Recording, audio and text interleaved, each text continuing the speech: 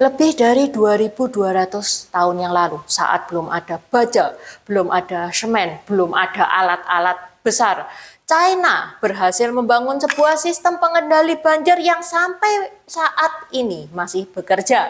Bukan cuma mengendalikan banjir loh, sistem ini juga masih mengairi jutaan hektar lahan pertanian. Sehingga sistem ini menjadi salah satu mahakarya teknik paling menakjubkan dalam sejarah dunia. Inilah Tu Jiangyan, karya luar biasa dari China kuno yang sampai saat ini masih ngebikin para insinyur-insinyur modern itu kagum. Hari ini Intan akan membahas sejarahnya Tu Jiangyan dan bagaimana sistem irigasi Tu Jiangyan ini bisa bertahan dan berguna sampai 22 abad kemudian.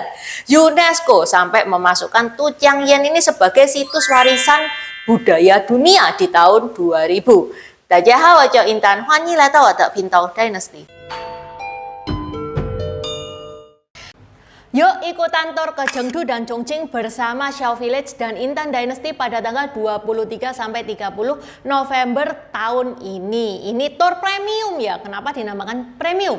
Pesawatnya enak, hotelnya enak, makanannya enak, dan tidak ada kunjungan toko wajib. Itu yang pertama. Yang kedua, tour ini lengkap banget loh. Sightseeing dapat, sejarah dapat, kuliner dapat, shopping dapat, dan tentu aja tanpa drama toko wajib. Selain melihat kota futuristik, untuk sightseeing, mata Anda akan dimanjakan dengan keindahan Shuangqiao Valley alias Swissnya China. Tuh, bagus banget kan pemandangannya? Ya emang bulan November lagi bagus-bagusnya ya. Pecinta sejarah, Anda akan diajak menyusuri Uhosrin, spot wajib pecinta samkok yang mana kita bakal puas ngegibahin samkok di sini. Selain Uhosrin, kita akan pergi ke Leshan Giant Buddha pakai perahu. Kita juga akan melihat konservasi panda dan bagaimana effort China melestarikan panda yang hampir punah. Kuliner, jangan khawatir, Anda akan dimanjakan dengan makanan yang enak-enak termasuk hotpot ikonik Chongqing yang terkenal yaitu Underground Hotpot. Rute perjalanannya kita juga bikin enak banget ya. Dari Indonesia kita landing ke Chengdu. Dari Chengdu ke Chongqing kita naik bullet train.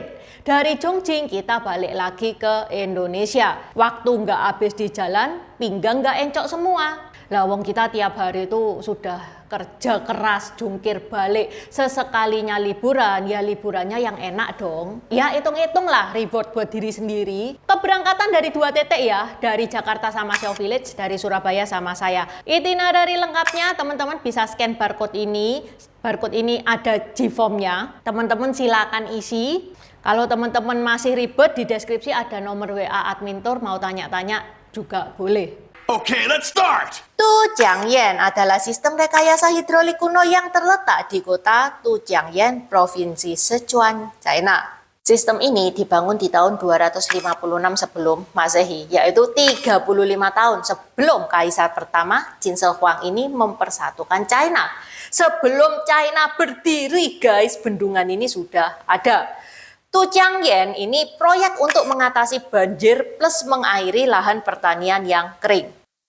Proyek ini dibangun di Sungai Minjiang, salah satu anak sungai terbesar yang mengalir ke Sungai Yangtze. Lokasinya berada di bagian barat dataran Chengdu, tepat di antara cekungan Sichuan dan dataran tinggi Tibet. Tu Jiangyan itu bukan bendungan seperti yang kita bayangkan bendungan biasanya gitu ya. Sistem ini sama sekali tidak membendung sungai, tapi memanfaatkan bentuk alami sungai untuk mengendalikan banjir plus mengairi sawah di daerah yang kering. Gimana kisah pembangunannya sampai Tu Jiangyan ini bisa jadi salah satu mahakarya teknik terhebat dalam sejarah?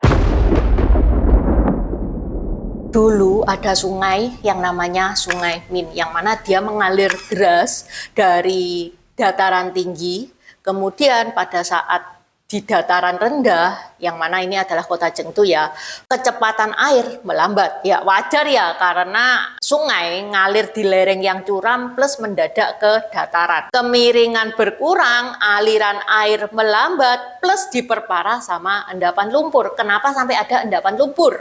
Saat mengalir deras, air mampu membawa pasir, kerikil, dan lumpur. Namun ketika kecepatannya menurun di dataran, tenaga air nggak lagi cukup kuat untuk mengangkut semua material tersebut.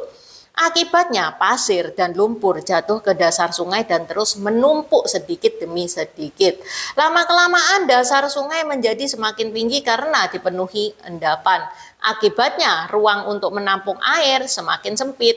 Sehingga akibatnya kalau air sungai meluap atau saljunya itu mencair, banjir itu tidak bisa dihindari. Ya ini memang penjelasannya sedikit teknis ya, semoga teman-teman ngerti. Pokoknya intinya, karena masalah ini, orang-orang yang tinggal di dataran Chengdu itu menderita. Pas musim hujan itu kebanjiran, pas musim kemarau dia itu kesulitan untuk mengairi sawah karena defisit air. Karena masalah ini, salah satu pejabat dari dinasti Qin yang namanya adalah Li Ping itu mulai mencari jalan keluarnya. Debit air bertambah pada saat salju mencair atau air menguap. Begitu sampai di bagian sungai yang mana alirannya lebih pelan, dipenuhi lumpur, air nggak muat lagi terus mengalir ke mana-mana. Kesimpulannya yang pertama, debit airnya itu bertambah. Yang kedua, ya karena endapan lumpur, pasir, kerikil, dan lain-lain. Ini masalahnya. Sebenarnya solusi gampangnya ya bikin bendungan. Tapi bendungan ini tidak dibolehin ya sama pemerintah Qin. Lawang jalur ini adalah jalur penting bagi kapal-kapal militer yang mengangkut makanan, senjata, dan berbagai perbekalan untuk pasukan di perbatasan. Kalau sungai dibendung, kapal-kapal tidak bisa lewat. Disinilah kejeniusan Li Ping ini muncul. Bukannya melawan alam dengan menutup aliran sungai, dia justru memanfaatkan bentuk alami sungai untuk mengendalikan air. Aliran sungai Min itu dibagi menjadi beberapa jalur, sehingga air yang berlebihan itu bisa dialihkan tanpa memberhentikan aliran sungai. Bahkan Gunung Yulei dijebol untuk membuat saluran baru agar kelebihan air dapat mengalir menuju dataran Chengdu yang kekurangan air. Mengingat pentingnya proyek ini, Raja Chao sampai mengeluarkan 100.000 tael dan mengerahkan puluhan ribu pekerja untuk proyek ini. Mereka ngebangun dulu tanggul yang berbentuk mulut ikan atau ucuy, ikan cuy, paruh. Gunanya ya ini untuk membagi aliran sungai, yang mana ini pengerjaannya butuh waktu 4 tahun ya. Ini nih gambarnya, bentuknya ucuy dan sebelum ada ucuy. Setelah ucuy ini kelar, aliran sungai udah terbagi nih ya. Gimana caranya air supaya bisa dialirkan ke daerah yang kering? Untuk mengairi daerah Chengdu yang kekeringan itu, mereka membangun celah yang menembus Gunung Yulei. Karena Gunung Yulei ini adalah gunung yang menutupi dataran Chengdu, sehingga dataran Chengdu ini tidak bisa mendapat pasokan air. Masalahnya zaman itu alat berat nggak ada, bobok mesiu belum ditemukan. Kalau ngandalin dipahat kayak gini, tak tok kayak gitu, ya sampai Xi Jinping sama Donald Trump besanan nggak kelar-kelar. Li Ping punya ide jenius. Batu itu dipanasin pakai api, terus disiram pakai air dingin. Yang mana itu ngebikin batu itu retak karena perubahan suhu yang ekstrim. Batu retak mudah kan dipecahin. Cara ini dikenal sebagai teknik fire setting, metode kuno yang juga pernah dipakai untuk memecahkan batu sebelum ditemukan bahan peledak. Setelah 8 tahun bekerja, akhirnya terbentuk saluran selebar 20 meter yang menembus Gunung Yulei. Dari sinilah kelebihan air bisa dialihkan ke dataran Chengdu. Bisa dibilang Tujiangyan ini adalah proyek 2-in-1 ya. Banjir yang selama ini menghantuin warga berhasil dikendalikan, sementara Chengdu, lahan yang sering kekeringan nih, kini mendapat pasokan air sepanjang tahun. Ini disebut Pao Pingko atau bottleneck channel. Dinamakan bottleneck channel karena bentuknya memang kayak leher botol. Masalah kelebihan air sudah teratasi. Masalah Chengdu yang kekeringan sudah teratasi. Lah terus gimana dong dengan pasir, debu, atau endapan lumpur yang mengganggu ini? Kalau dibiarkan ya sama aja, sistem irigasinya lama-lama bakal ketutup. Nah, di sini letak kejeniusannya Tujiangyan. Sistem ini kan terdiri dari 3 komponen tuh, yaitu Ucuy yang pertama, yang kedua Pao Pingko, yang mana ini tadi dua-duanya sudah Intan jelaskan ya. Yang ketiga ada salah satu komponen yang juga sama pentingnya, yaitu Fei Sa Yen. Fei terbang, Sha pasir, Yen bendungan, bendungan pasir terbang. Kalau Ucuy itu bertugas untuk membagi air, kalau Pao Pingko itu bertugas untuk mengairi Jengtu. Fei Sa Yen bertugas untuk membuang kelebihan air dan mengeluarkan pasir, kelekir, lumpur, dan lain-lain. Ya, bisa dibilang Fei Sa Yen ini sistem pembersih otomatisnya Tu Tianyan. Kok bisa ya? Pas zaman itu kan nggak ada pompa, nggak ada mesin, apalagi alat pengeruk. Gimana caranya Fei Sa Yen itu bisa membuang lumpur secara otomatis? Rahasianya ya karena bentuk bangunannya, bentuk bendungannya itu memang dirancang sangat cerdas. Jadi pas musim hujan lah, misalkan pas musim hujan, volume air kan meningkat. Air dari gunung itu turunnya kan deres banget, kenceng banget tuh ya pada saat di kemiringan. Pas lewat Fei Sa Yen ini dia kayak nabrak dinding. Kayak nabrak dinding, air disuruh belok. Sehingga air itu bingung, air bingung membentuk pusaran alami. Mungkin kalau dulu teman-teman masih kecil, sering melihat sungai gitu ya, di selokan pas arusnya itu lagi kenceng, terus lewat tikungan, itu kan juga muter. Ini Intan bingung menjelaskan pada Gen Z. Mungkin kalau Gen X, Gen Y itu masih bisa ngeh ya. Kalau Gen Z ini bingung ini Intan. Soalnya mereka di rumah terus sih waktu masih kecil. Pusaran inilah yang mendorong kelebihan air, pasir, kerikil kecil, dan lumpur melimpas ke saluran luar. Dengan begitu endapan tidak terus menumpuk di saluran irigasi sehingga aliran air tetap lancar dan resiko banjir pun berkurang. Akibatnya, air yang mengalir ke dataran Jengtu adalah air yang bersih, bebas batu, kerikil, lumpur, dan lain-lain. Karena air itu dari gunung itu melewati Ucuy dulu. Habis melewati Ucuy, melewati Fei Sa Yen dulu, baru melewati Pao Pingko. Jadi yang masuk ke dataran Jengtu pasti air yang bersih. Semua proses terjadi secara alami, nggak pakai pompa, nggak pakai mesin, nggak pakai listrik. Ini adalah salah satu alasan kenapa sampai sekarang sistem irigasi ini masih berfungsi. Sistem kerjanya saat musim hujan sekitar 60% air dialirkan ke saluran luar, sehingga banjir bisa dikurangi. Saat musim kemarau, proporsi air yang masuk ke saluran dalam menjadi lebih besar, sehingga irigasi sawah tetap terjaga. Saluran dalam itu yang mengarah ke Jengtu ya. Dampaknya luar biasa nih.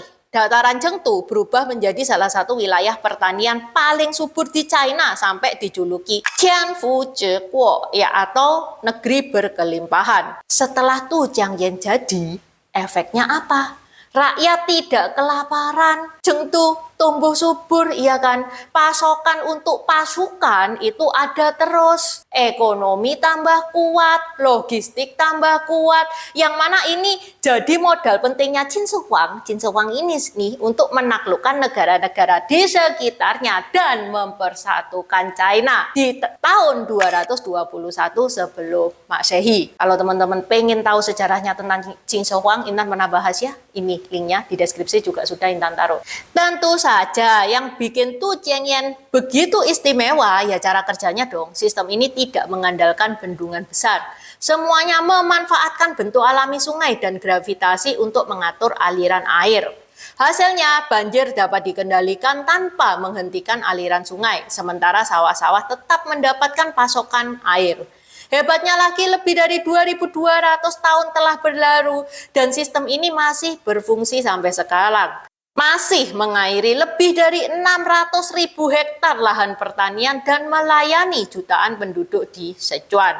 Makanya Tu Jiangyan ini masih jadi salah satu karya teknik, bukan karya, mahakarya teknik yang paling cerdas sepanjang sejarah teknik.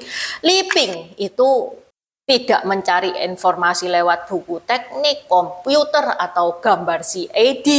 Seluruh desain dibuat hanya dengan mengamati bentuk sungai, arus air, kontur pegunungan. Banyak sejarawan menganggap ini salah satu contoh terawal dari rekayasa hidrolik berbasis observasi alam. Sampai sekarang, Tu Changyen ini masih dipelajari oleh insinyur-insinyur, mahasiswa teknik dari seluruh dunia. Mereka datang ke Tu Changyen dan melihat sistem kerjanya Tu Changyen itu. Sistem ini dianggap sebagai salah satu contoh terbaik tentang bagaimana manusia bisa mengendalikan banjir dengan memanfaatkan alam, bukan melawannya.